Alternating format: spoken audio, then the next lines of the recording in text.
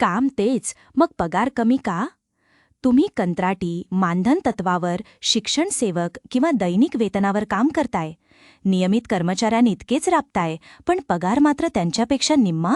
मग पंजाब आणि हरियाणा उच्च न्यायालयाचा हा निकाल तुमच्यासाठीच आहे. आपल्या चॅनलला सबस्क्राईब करायला विसरू नका. व्हिडिओला लाईक व जास्तीत जास्त शेअर करा. प्रकरण आहे पूरणचंद यांचं. 1994 मध्ये त्यांची नियुक्ती अकाउंट्स असिस्टंट म्हणून दैनिक वेतनावर झाली. पात्रता असूनही आणि नियमित पदाच्या जागेवर पूर्णवेळ काम करूनही त्यांना तुटपुंज मानधन मिळत होतं.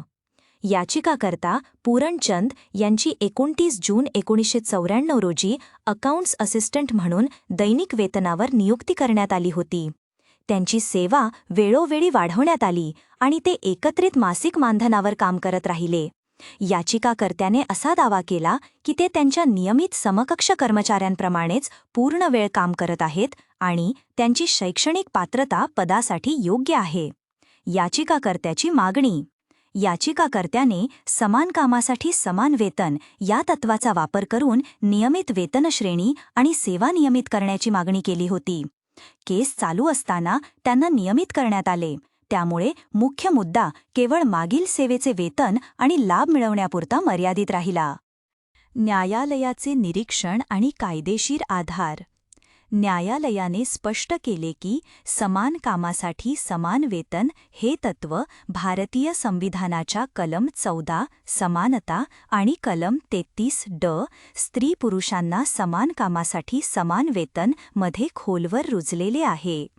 न्यायालयाने रणधीर सिंग विरुद्ध भारत सरकार आणि पंजाब राज्य विरुद्ध जगजीत सिंग यांसारख्या महत्त्वाच्या निकालांचा दाखला दिला. न्यायालयाने असे मत नोंदवले की जर एखादा कर्मचारी नियमित कर्मचाऱ्यांइतकेच आणि तशाच दर्जाचे काम करत असेल तर त्याला कमी वेतन देणे हे त्याचे शोषण आणि मानवी प्रतिष्ठेचे उल्लंघन आहे. न्यायालयाचा अंतिम आदेश. न्यायालयाने ही याचिका मंजूर केली. प्रतिवादीला आदेश दिला की याचिकाकर्त्याला त्यांच्या नियुक्तीच्या तारखेपासून अकाउंट्स असिस्टंट पदाची किमान नियमित वेतनश्रेणी आणि सर्व थकबाकी अरियर्स 3 महिन्यांच्या आत देण्यात यावी.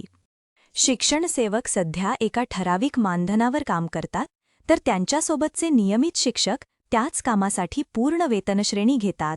या निकालात न्यायालयाने स्पष्ट म्हटले आहे की जर कामाचे स्वरूप, जबाबदारी आणि पात्रता नियमित कर्मचाऱ्यांसारखीच असेल तर त्यांना किमान नियमित वेतनश्रेणी नाकारणे हे त्यांचे शोषण आहे. या केसमध्ये न्यायालयाने याचिकाकर्त्याला त्याच्या निवडीच्या तारखेपासून थकबाकी देण्याचे आदेश दिले आहेत. जर शिक्षणसेवकांच्या संदर्भात असे तत्त्व लागू झाले तर शिक्षणसेवक कालावधीतील सेवा ही केवळ मानधनावर न धरता त्या काळातील नियमित वेतनातील फरकाची मागणी करणे सोपे होऊ शकते. न्यायालयाने या निकालात नमूद केले की कमी वेतनावर काम करण्यास भाग पाडणे हे मानवी प्रतिष्ठेचे उल्लंघन आहे. शिक्षणसेवकांना मिळणारे मानधन हे महागाईच्या काळात अत्यंत कमी असल्यामुळे या निकालाचा आधार घेऊन ते आपल्या आर्थिक हक्कांसाठी सरकारवर दबाव आणू शकतात. हा निकाल थेट शिक्षणसेवकांसाठी नसला तरी त्यातील कायदेशीर तत्त्व शिक्षणसेवकांना खूप मोठी ताकद देते. शिक्षणसेवक रद्द या केससाठी या निकालाचा संदर्भ घेता येईल, तर शिक्षणसेवक कालावधी रद्द करणे किंवा त्या काळात पूर्ण वेतन मिळवणे या मागण्यांना बळकटी मिळू शकते. व्हिडिओ आवडला असेल तर नक्की लाईक करा. धन्यवाद.